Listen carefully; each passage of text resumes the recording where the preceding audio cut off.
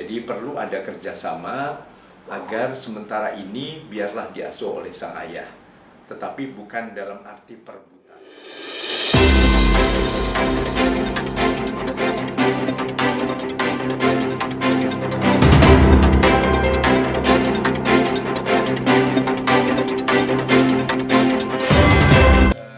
Dalam setiap perkara perceraian, memang yang paling menderita, yang paling tidak diuntungkan adalah anak, ya, karena anak merindukan kebersamaan antara ayah dan ibu. Tapi sekarang ini pada saat ayah dan ibunya berpisah dan kemudian ibu sedang bermasalah, jadi tersangka dan kemudian akan menjalani pemidanaan. Kalau misalnya anak harus bersama dengan ibu agak sulit juga karena sudah over capacity di lembaga pemasyarakatan.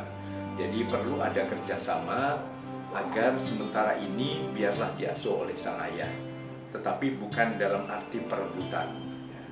Kemudian kalau toh misalnya dimungkinkan sekali-sekali datang untuk menengok dan sebagainya, tentu saya kira adalah baik sekali, karena ini juga untuk tetap mengembangkan naluri keterampilan menjadi orang tua, parenting skill-nya ini.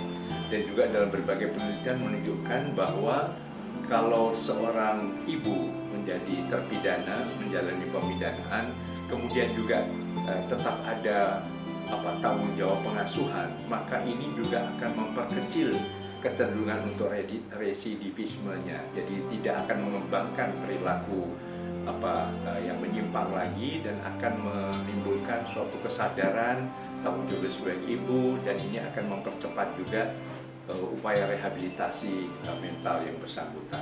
Jadi dalam hal ini yang paling penting adalah tetap ada kerjasama dengan ayah dan ibu di dalam pengasuhan anak. Misalnya toh sudah ditetapkan juga pola asuh ada di ibu, tetapi tidak berarti ayah juga tidak bisa mengambil alih ini manakala sudah ada komunikasi yang efektif antara ayah dan ibunya. Saya kira itu yang paling penting. Terus pengaruh sendiri Kak kalau untuk anaknya?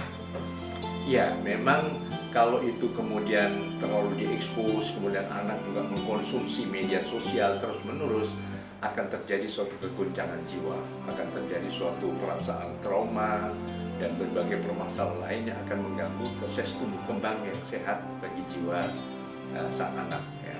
Karena anak sekarang umur 5 tahun juga sudah bisa membuka gadget, sudah bisa menerima informasi. Jadi sementara ini kalau bisa dijauhkan dulu dari media sosial, kemudian tetap ditumbuhkan rasa positif dari sang anak terhadap kedua orang tuanya. Jadi tidak ada menyudutkan salah satu ini, dan maupun juga tidak ada penghakiman terhadap anak. Orang tua bisa salah, tetapi anak tetap bersih. Jadi jangan sampai nanti menimbulkan bully pada anak. Wah, kamu anak terpidana, ibu kamu begini-begini. Nah, mohon itu bisa diamankan situasi itu oleh kedua belah pihak, baik oleh ibu sendiri dan juga oleh ayah. Dan kemudian ya, di beberapa negara memang juga disediakan artinya kemungkinan untuk seorang ibu mengasuh putra atau putrinya yang masih dalam usia balita di dalam lembaga masyarakatan, itu dimungkinkan. Karena sekalian selain bermanfaat untuk perkembangan jiwa anak, juga untuk perkembangan jiwa sang ibu sendiri. Jadi akan membuat rasa tanggung jawab, kemudian menyadarkan pada berbagai nilai-nilai yang lebih positif dan sebagainya, itu tetap akan bisa. Ya. Apakah sebaiknya yang dilakukan oleh sang ayah ini harus segera mengambil hak asuhnya atau bagaimana kira-kira Pak? Iya, kalau itu kan proses hukum ya, itu bisa saja dilakukan, tetapi tanpa menunjukkan adanya kesan seperti perebutan. Begitu. Walaupun belum diputuskan, tapi dengan kerjasama yang baik, saya kira tetap ayah bisa mengasuh sang anak ini. Sekali lagi semua mengedepankan kepentingan terbaik bagi anak. Jadi bukan egoisme masing-masing orang tua, dan dalam hal ini LPAI selalu siap untuk mendampingi siapapun juga yang membutuhkan mungkin panduan, pandangan-pandangan baru, selama itu mengedepankan kepentingan terbaik bagi anak. Dengan tidak mengejas orang tuanya juga tentunya ya Kak ya? Iya. Bagaimana juga biarkanlah itu masalah hukum, siapapun juga bisa melakukan kesalahan dan kemudian juga sudah mungkin ibaratnya membayar dari perilakunya itu dengan pemidanaan yang akan dijalani, tapi tidak usah terlalu menjurus kepada penghujatan dan sebagainya yang bisa saja berdampak negatif pada anak manakala anak mendengar komentar-komentar yang terlalu keras dan menyudutkan tadi. Yang menyudutkan ibunya itu juga pengaruh ke anak justru ya. Iya, itu akan sangat berpengaruh pada anak. Anak tentu akan terluka, akan sangat malu dan sebagainya. Jadi mohon ini kasus hukum biarlah sudah diselesaikan dengan baik sesuai dengan jalurnya.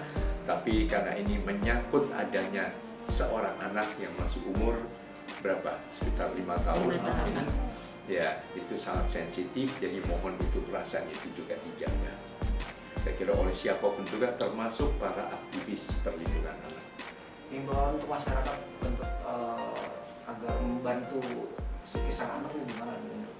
Iya, itu tadi tidak membebani anak yang pasti juga akan mendengar, mana kalau itu diungkap di media sosial terlalu tadi menghujat, menyudutkan, biarlah semua ada jalurnya sendiri, jalur hukum juga sudah ditegakkan, dan manakala itu sudah dinyatakan tersangka, mungkin juga akan menjalani pemidanaan, biarlah semua dilakukan dengan baik. Tapi kalau pun itu berada di lembaga pemasyarakatan, namanya pemasyarakatan, jadi ada unsur rehabilitasi, bahwa orang yang salah tetap ada kemungkinan, tetap ada jalan untuk bisa menjadi baik, sehingga tidak usah terlalu didramatisir sebagai suatu makian, hujatan, dan sebagainya. Kira itu ya. Untuk Kak Seto sendiri sebagai ketua umum, sarannya apa untuk Gani?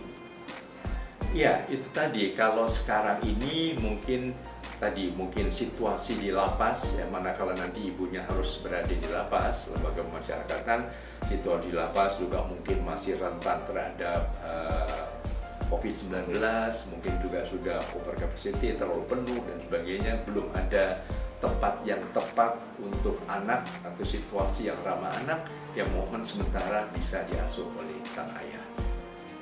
Jadi itu saja, tapi manakala nanti dimungkinkan anak rindu bertemu dengan ibu, ini adalah hak anak, maka mohon itu tetap bisa dilakukan, tapi tetap dengan protokol kesehatan yang sangat ketat.